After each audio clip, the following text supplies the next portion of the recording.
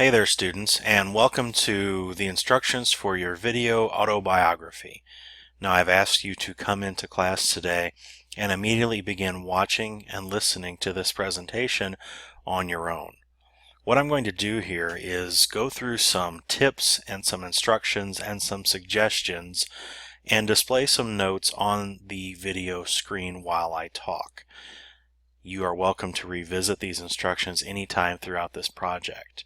Now this project is your final summative assessment for this quarter unit.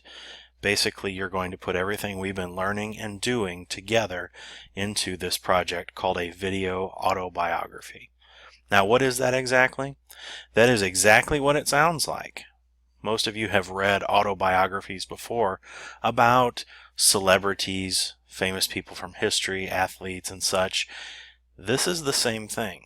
You're going to tell information about yourself and your life, but instead of writing a paper or book about it, you're going to record yourself telling the story. And so it is autobiographical because it tells about the author's life, except we're going to see that author instead of just hearing them. So if you ever read about somebody and then when you saw a picture of them were surprised at how they looked, this is going to kind of prevent that from happening. People will see you for who you are, and they'll put the voice with who you are. And it's just a lot easier on the person listening and watching when the person matches the voice. Now, how are you going to do this? You're going to use any program you want to record your video. Any audiovisual tools that you're comfortable using are fine with me for this. To that end, most of you, I expect, will use your Chromebooks, which is perfectly fine.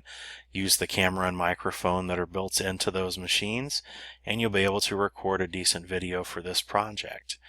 If, however, you'd rather use something like your smartphone, if you ever used iMovie for Apple, for example, you're welcome to do that as well, but I want you to make sure you have storage space on your phone before you do this. We can't risk losing the video because you recorded and then it doesn't save, because you do have to send it on to me as well as some classmates, so just be careful with that. Or finally, I know a lot of you like to make videos. You've told me about how you like to make things and post them on YouTube, and you use programs to do that. That's perfectly fine if you want to use one of those programs. I use a couple for my videos that I pay for called WeVideo or Camtasia.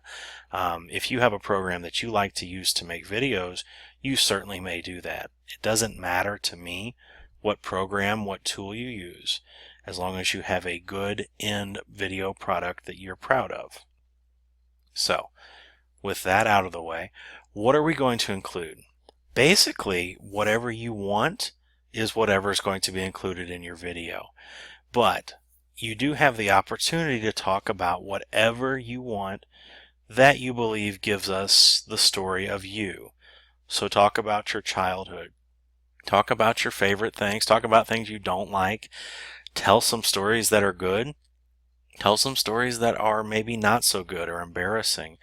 You don't have to completely tell all your secrets, but if you're going to be honest with us, nobody's life has been completely perfect.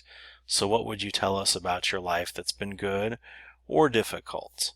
One thing that I really would recommend you doing in the video is including your skills, the things you're good at, as well as what you plan to do after you finish school. This is going to be a part of your digital portfolio, which you're going to have until you graduate, and that's something you're going to show to people for jobs, for college applications, and things like that. And so it's important to include your skills. Those people are going to want to know what you can do well and what your goals are. So I'm not requiring you to include these in your video, but I am strongly encouraging you to tell us what you're good at and what you want to do with your life. Now, some of the things that come up in an autobiography are certainly personal. So how personal should you worry about being? This is a project and assessment for school, so I don't want you to be terribly uncomfortable with it. It's up to you. Some things are personal, and honestly, they should stay that way. Some things don't need to be shared with other people. And you certainly don't want to say things that are embarrassing about other people in your personal life when they don't know it. So if a relative of yours did something that really reflected badly on them when you were a child, you don't need to go tell that story just because it happened in your life. You don't want to embarrass someone without them knowing it. Make sure you have permission before you talk about people in the video for sure. But you should tell the truth. But you need to do it in a way that makes you comfortable. There's lots of things that we'd all rather other people didn't know about, and if that's the case, then just leave them out of your video. There are things in my life that I don't want the world to know, and there are things in your life that I'm sure you don't want the world to know. And so we can leave those out of our autobiographies, and nobody's going to know the difference. Okay, does that make sense? Now, as we kind of get to the end of this, the question you guys always ask is, how long does this have to be? Now, the video, I'm not setting a length requirement on the video itself, because honestly, it's going to depend on how long it takes for you to read your script. I'll get to that in a moment. When you're, quote, on air, unquote. Okay? The script itself, which will be what you write before recording, is going to need to be at least 3 paragraphs long. Now, this is not an assignment where I want to hear that I don't know what to write about. This is your life, and you have plenty of things that you can talk about. So the script should be longer than 3 paragraphs, but that is the minimum. Okay? You're welcome to go longer than that if you wish. However, we don't want to make something that's too long that we can't watch it in class. However, 3 paragraphs, again, is the minimum, and I expect that most of you will be in the 3 to 5 paragraph range, and that's perfectly fine with me. So, you've got the final say on what you discuss, but we have to make sure we understand you by the time your autobiography is over with. So don't just tell a story about what you did in one football game last year, or your horse that won at 4-H 3 years ago. You know, these are nice things, but these are not things that are your entire life. So make sure that what we learn about you gives us a picture of you, and that we understand you a little bit better when we're done watching.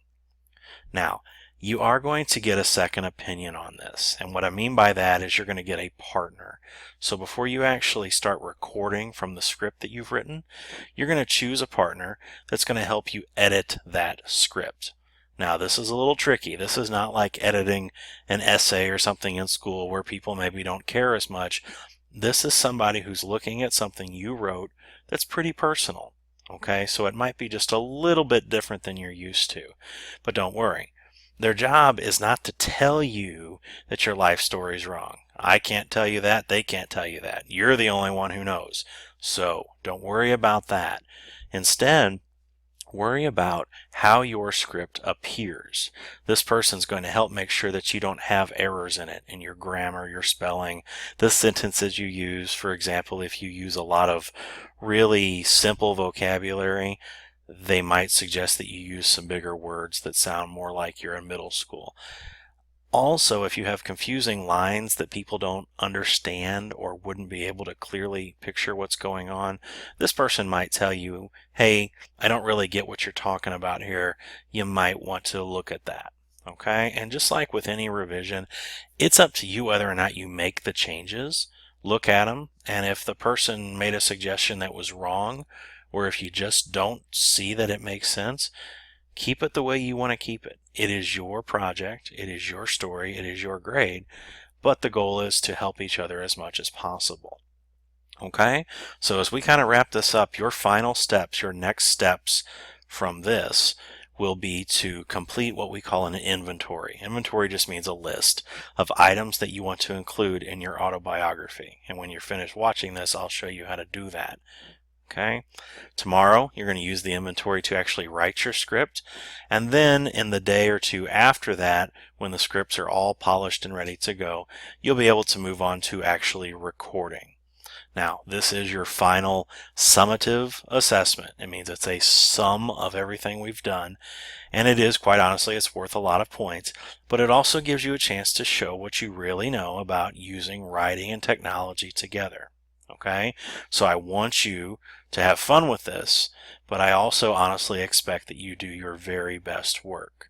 Again, this reflects on you, and this reflects on what you have learned, and it gives you a neat way to share some things about your life with the people around you.